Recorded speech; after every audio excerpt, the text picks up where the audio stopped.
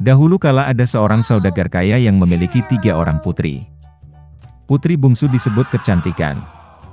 Para suster tidak menyukainya karena dia adalah favorit semua orang.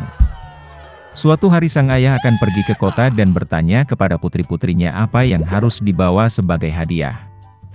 Para kakak perempuan meminta gaun dan perhiasan berharga, dan yang lebih muda meminta mawar merah, yang paling indah di dunia.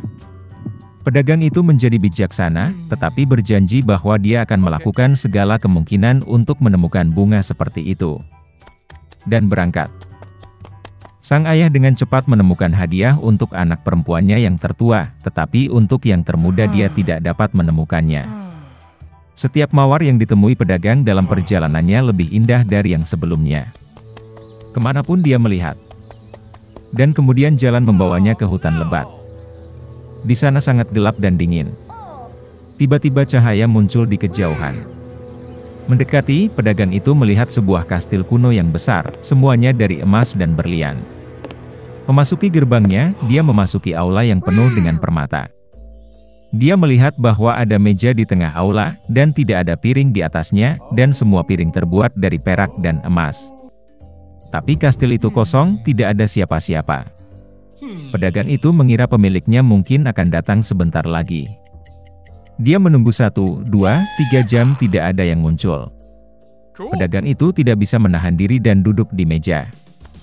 Setelah makan dari perut, orang tua itu berangkat. Mengemudi di sepanjang gang, pedagang itu melihat semak mawar dengan keindahan yang belum pernah terjadi sebelumnya, dan teringat permintaan putri bungsunya. Dia menyetir dan memetik mawar yang paling indah. Pada saat yang sama, kilat menyambar, guntur menyambar, terdengar suara gemuruh, dan bangkit, seolah-olah keluar dari tanah, di depan pedagang dan bukan binatang atau manusia, tetapi semacam monster, mengerikan dan berbulu. Terlalu marah pedagang itu memilih bunga favoritnya alih-alih berterima kasih kepada pemiliknya atas keramahannya. Orang tua itu sangat ketakutan, dan berkata bahwa dia akan melakukan apapun, selama dia tidak membunuhnya. Untuk pelanggaran seperti itu, binatang itu setuju untuk menikahi salah satu putrinya. Tapi hanya orang yang ingin datang sendiri, karena cintanya pada ayahnya. Dan jika tidak ada yang datang, maka pedagang itu mati. Orang tua itu berduka, dan memutuskan untuk pulang, untuk mengucapkan selamat tinggal kepada putrinya. Dia tidak ingin menyerahkan salah satu dari mereka untuk binatang buas. Aku naik kudaku dan pulang. Setelah bertemu dengan anak-anak, dia memberikan hadiah kepada semua orang, dan menceritakan tentang petualangannya. Para kakak perempuan menerkam yang lebih muda, kata mereka, itu salahnya, dia memesan bunga yang buruk, yang sekarang harus dibayar ayahnya dengan nyawanya. Kemana si cantik menjawab bahwa dia dengan senang hati akan pergi ke binatang buas itu, bukan ayahnya. Jadi, keesokan harinya, Beauty mulai berkembang. Kuda itu dengan cepat menemukan jalan kembali ke kastil. Memasuki aula, dia menemukan meja dengan anggur dan makanan lezat. Si cantik mengira binatang itu ingin memakannya, jadi dia memberinya makan. Segera setelah dia makan malam, terdengar suara gemuruh, dan monster yang mengerikan dan berbulu muncul, seolah-olah dari bawah tanah. Dan binatang itu berkata kepada kecantikan bahwa karena dia sendiri datang ke sini atas kemauannya sendiri, itu berarti dia memiliki hati yang baik. Dan monster itu juga akan baik padanya. Dan dengan kata-kata ini, binatang itu menghilang. Bangun di pagi hari, Beauty memutuskan untuk berjalan-jalan. Memasuki salah satu ruangan, dia melihat tulisan di atas meja, apapun keinginan kecantikan, aku akan lakukan. Gadis itu berpikir bahwa bagaimanapun monster itu baik, dan mungkin dia tidak akan memakannya. Jadi mereka hidup untuk waktu yang lama, binatang itu memperlakukan kecantikan dengan sangat baik, dan memenuhi semua keinginannya. Suatu hari gadis itu bermimpi ayahnya sakit. Dia benar-benar ingin mengunjunginya. Si cantik menangis dengan air mata meminta Beast untuk melepaskannya, dan berjanji bahwa dia pasti akan kembali. Monster itu menjawab bahwa dia bebas, dan dapat kembali kapanpun dia mau. Keesokan harinya, si cantik mengenakan pakaian termahal dan pergi ke ayahnya. Dia sangat senang melihat putrinya selamat dan sehat. Kakak-kakak perempuannya berlari dan melihat bahwa dia menjadi lebih cantik, dan bahkan berpakaian seperti ratu.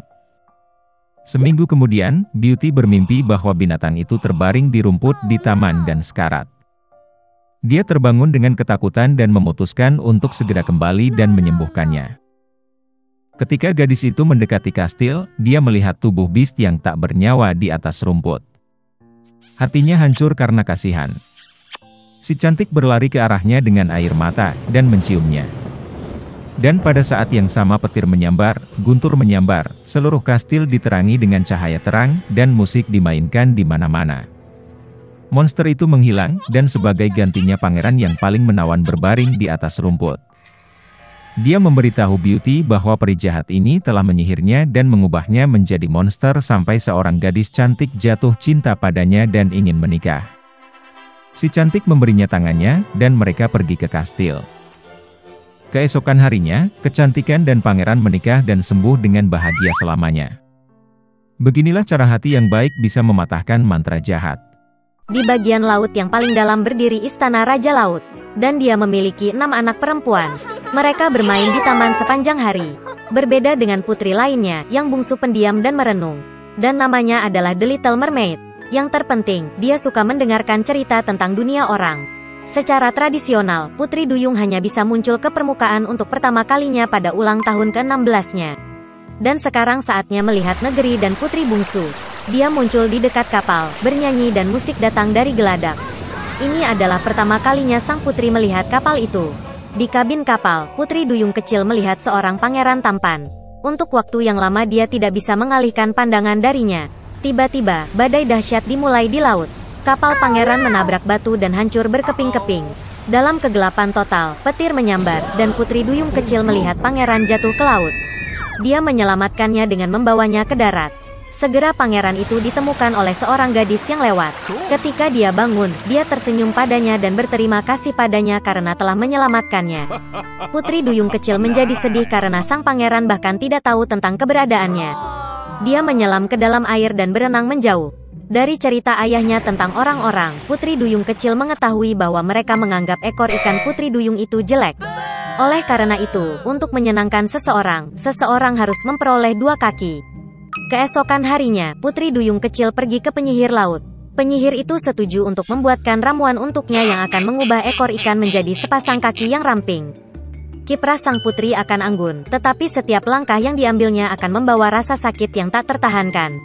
Dan jika pangeran menikah dengan yang lain, Putri Duyung kecil akan berubah menjadi buih laut. Sebagai gantinya, penyihir itu ingin mengambil suaranya yang indah dari gadis itu. Sang putri siap untuk apapun untuk dekat dengan pangeran, dan dia setuju. Setelah berlayar ke istana pangeran di malam hari, Putri Duyung kecil meminum minuman ajaib. Rasa sakit yang tajam melanda dirinya dan dia pingsan. Bangun di sore hari, gadis itu melihat pangeran di depannya, dan menurunkan matanya, menemukan 2 kaki sebagai pengganti ekor ikan. Pangeran mencoba mencari tahu siapa dia dan bagaimana dia bisa sampai di sini, tetapi Putri Duyung kecil tidak dapat berbicara. Meskipun gaya berjalannya yang lapang dan tariannya yang indah, dia merasakan sakit yang luar biasa di kakinya. Sang pangeran semakin terikat pada Putri Duyung kecil, tetapi tetap memperlakukannya seperti anak kecil yang lucu. Tidak pernah terlintas dalam benaknya untuk menjadikan dia istrinya. Suatu ketika pangeran mengakui bahwa hatinya ditempati oleh orang yang telah menyelamatkannya sejak lama di pantai, dan mereka akan menikah. Putri Duyung kecil itu sangat kesal, tetapi tidak bisa mengatakan yang sebenarnya. Ketika tiba waktunya untuk pernikahan, pangeran mengundang Putri Duyung kecil untuk pergi bersama pengantin baru dalam perjalanan bulan madu. Tenda bulan madu mewah tersebar di dek kapal. Putri Duyung kecil memiliki 1 malam terakhir untuk bersama orang yang dia tinggalkan rumahnya, memberikan suaranya yang indah dan menanggung siksaan tanpa akhir setiap hari. Tapi dia bahkan tidak menyadarinya. Ketika keheningan terjadi di kapal, Putri Duyung kecil duduk di geladak dan menunggu sinar matahari pertama. Tiba-tiba, di dekat kapal, dia melihat saudara perempuannya. Mereka dengan air mata meminta penyihir untuk membantu menyelamatkan sang putri dari kematian. Penyihir itu memberi mereka pisau tajam, yang akan digunakan Putri Duyung kecil untuk menembus hati pangeran. Setetes darahnya akan mengubah kakinya menjadi ekor, dan dia bisa kembali ke laut.